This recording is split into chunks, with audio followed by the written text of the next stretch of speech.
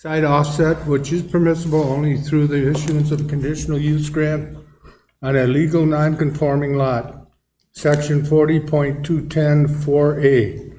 This .44 acre parcel located at 435 High Street, PMV 0893128001 is zoned R5 residential, detached district.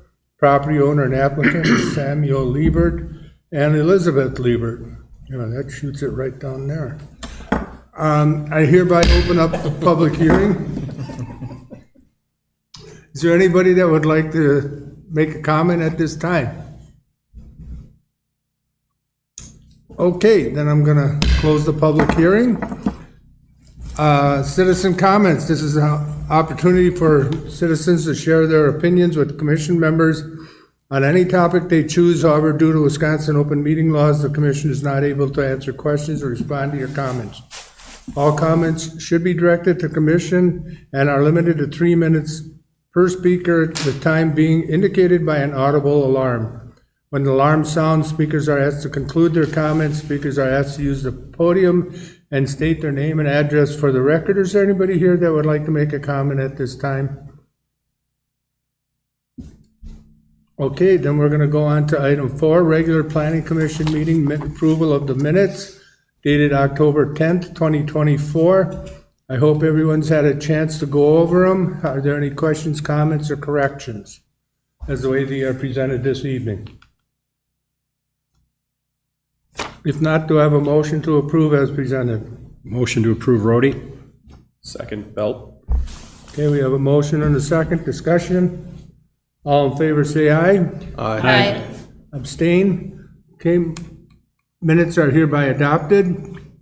Item 5, old business, we have none. Item 6A, review, discussion, and possible action on conditional use grant request to construct a 96 square foot accessory structure. The accessory structure is proposed at 5 feet from the side offset, which is permissible only through issuance of a conditional use grant on a legal non-conforming lot, section 40.210-4A. This .44 acre parcel located at 435 High Street, PWV 0893128001 is zoned for R5 residential detached district. Property owner and applicant is Samuel Liebert and Elizabeth Liebert. Has anybody had a chance to look this over, and do they have any questions? Yes, sir. Mr. Chairman, since I'm the property owner and said applicant, I would like to recuse myself for this part of the meeting, if that's okay with the board. I believe that would be good. Thank you. Thank you, Commissioner. Thank you. Okay, are there any questions, comments directed to staff about this? Staff, do you have any comments that you need to make at this time? Not exactly. I mean, this is a little bit different. You know, we usually do a conditional use grant when it's legal non-conforming property to be close to their property line, and usually you've seen that because the property is legal non-conforming due to like a size or the width. In this case, the open space, if you read the information, it seems to be just about over. The property is actually fairly large, but when we're thinking about open space, we actually have to remove, the front right-of-way portion. We don't have the exact survey dimensions here, but when you draw it out to scale, it appears to be just right at or right over the 30% open space. So that kind of made it legal non-conforming, and that's the reason why we're here. And I know the location of the shed they'd like to put that is about that 5 feet away. I can defer to Tim here, but I believe from what he said, that the place where they're looking to put that looks like to have no undue effect, for grading or anything to any of the neighbors. Are there any other questions? I just have one quick one. This is not, I'm going to assume that this is not a permanent structure. In other words, you're not going to be pouring concrete, or are you? Hi, Sam Liber, 435 High Street applicant. We are planning to pour a concrete slab. It's a Gorilla Tough Shed. I'm not being paid by Costco, but it was a great deal. Yeah. Check it out. deliver it and install it. It comes primed. All you gotta do is paint it. No, we are planning on putting down a concrete slab. They did have the option of doing like just gravel or just leveled on the ground, but we really wanted this to last 20, 30 plus years. It's a very tough building. And also, as we all know, being close to the lake and just also where we're at the top of the hill, we get a lot of wind. And so we wanted a more permanent structure to put things like kids' toys and the riding lawnmower and things. We have a very, when I say we have a 2-car garage, that's 2 cars. And so we love a place to put our excess.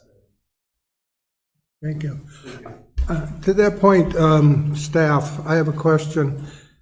I know some communities, if it is a non-permanent, in other words, if it's not a poured concrete base, if it is like gravel or if it's just sitting on wood, would they still have to do a conditional use grant?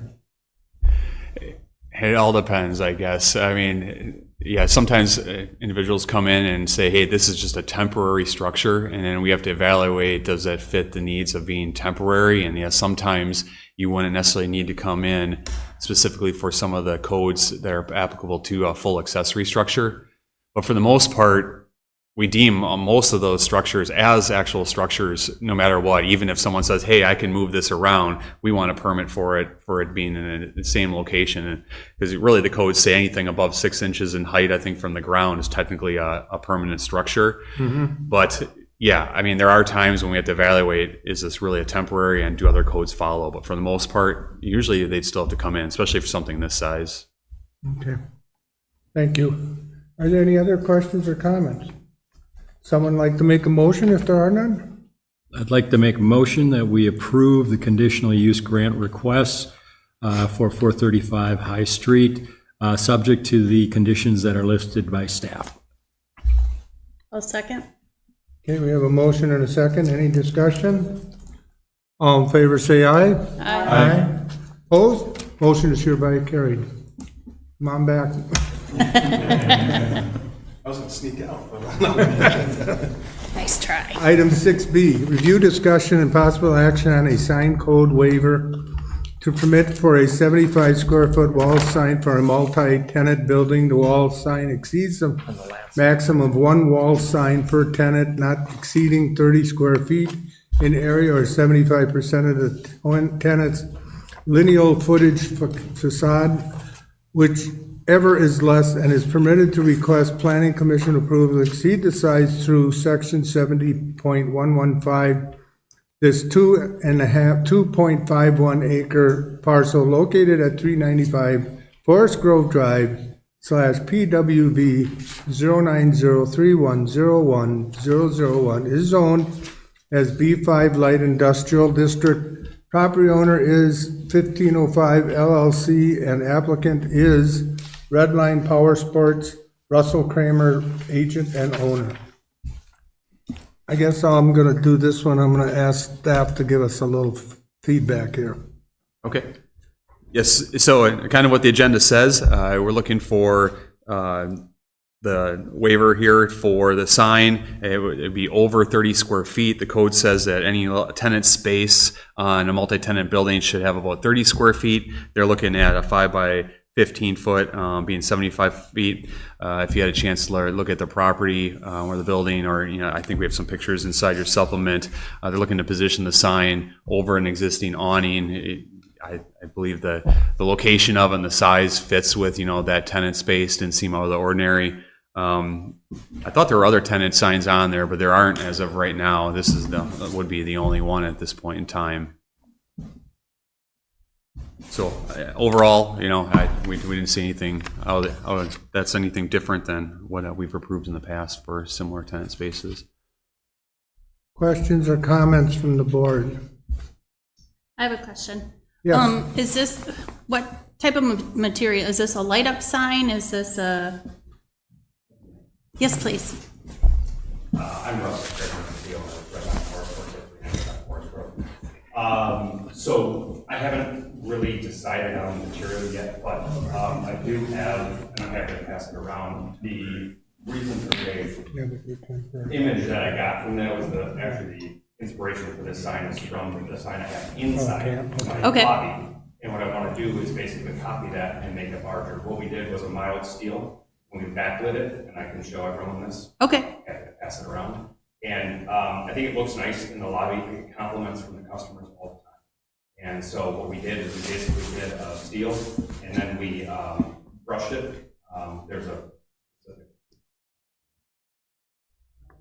grinder, I guess, Right. to put the finish on it, and then we clear coated it so it doesn't rust. okay. And so it looks rather nice, and I know it's setting a customer, you know.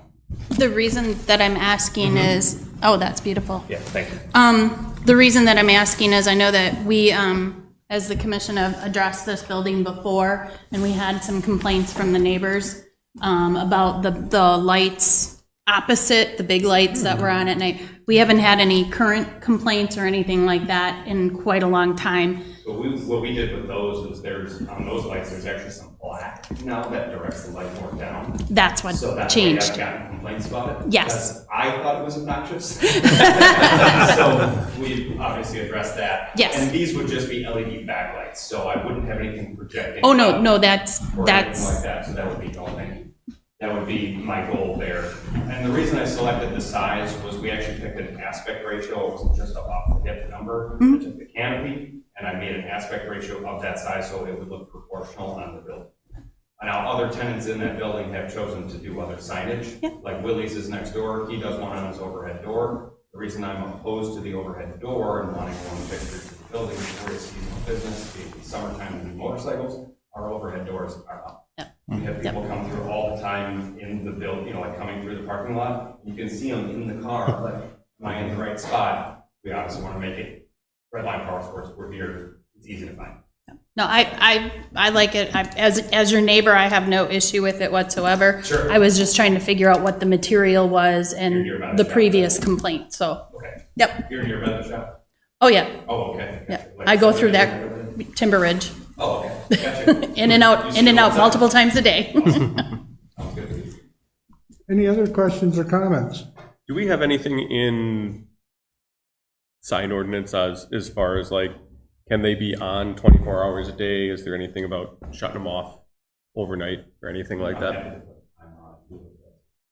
I'm just No, curious. not I can't specifically, but I mean, certainly conditions have been put on, I think, signs in the past with conditional uses. I'd imagine during a waiver, you could as well put any conditions you'd want. Yeah, the waiver ability of the commission set forth in the ordinances, I mean, it's pretty broad, so if the applicant, especially the applicant's willing I'm to, willing to. I know Warner Plumbing next door has theirs on 24. I mean, That's a during big the day one. it shuts off. but, Yeah. you know, they're usually on a dusk to dawn Yeah. sensor. Yep.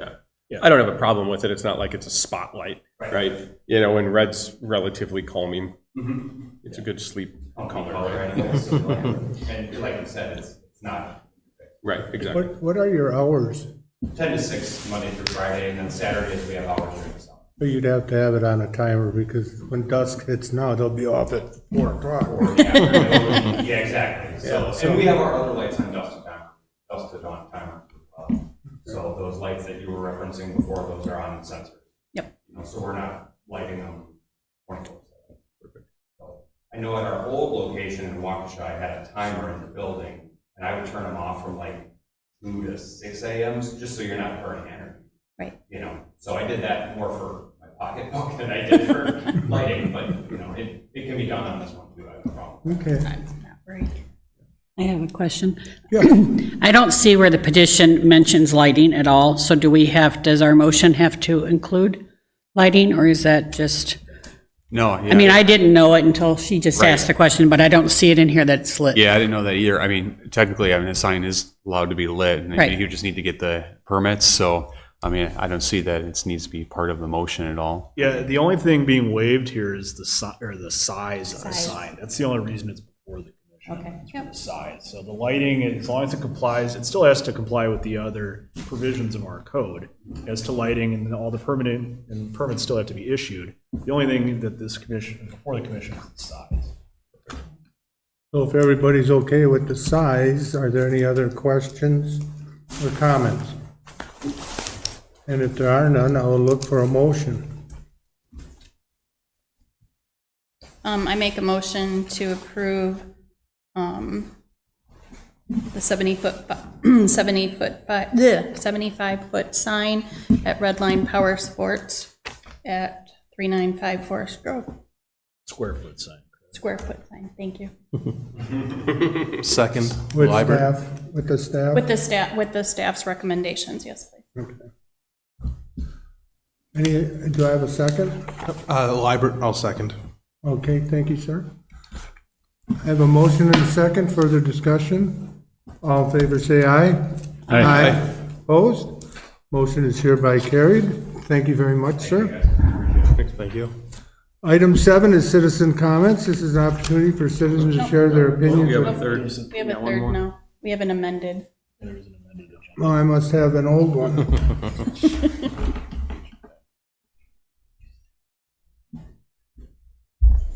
Oh. Review and discussion and possible recommendation to the village board to approve a certified survey map request of applicant Aaron and Kevin Art to combine common lots of ownership. This .527 acre parcel located at 214 First PWV 0899252 is zoned R5 Single Family Residential. Property owners are Kevin R. Art. Matt, was this the one that was going to be on the board? Jeez. Okay. Would you like to, Sure, I'll give a little brief. So they came to us a while back to get approval for a garage, a larger garage, and we gave them approval, and the conditions of the approval was to submit a grading plan as well as combine the lots. They have 3 lots there. Their lot is made up of 3 or portions of 3 lots that were historical lots. And so some of those lot lines went through the garage and through the house. And so our intent was to so-called clean up the lot, make it a CSM so it's one lot. In essence, the certified survey map erases the lot. I received the certified survey map, did a review, and I had the surveyor make some changes. Was there something in the packets with the amended one? Okay, so there has been some changes since you received that one. So they took care of my technical comments. So I have one that's dated November 13th, 2024 that is acceptable. And unless there's any other questions, I would recommend approval of that to the village board. Do you have anything? are there any questions or comments? So what was the date on the one? November 13th, 2024 is the one that I received for final Okay. review. Just for the one I have in the packet was dated October 10th. So Right. the one, okay. Yep. Are there no questions or comments? Then I'll look for a motion. Move this to the village board for approval.